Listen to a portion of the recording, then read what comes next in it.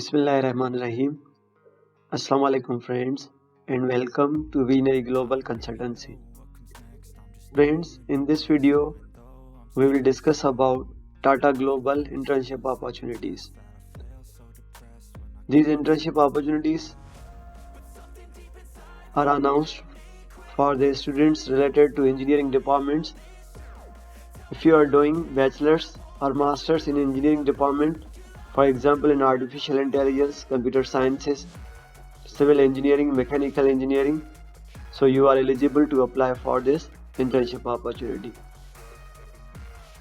Tata companies accepting applicants from 85 nationalities, applicants from 285 plus universities around the world,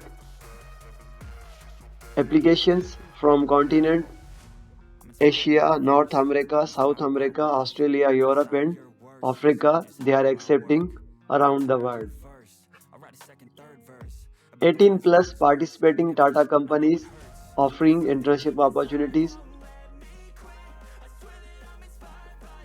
For these internship opportunities, first you should have complete your documents, your degrees, transcripts, your updated curriculum vitae.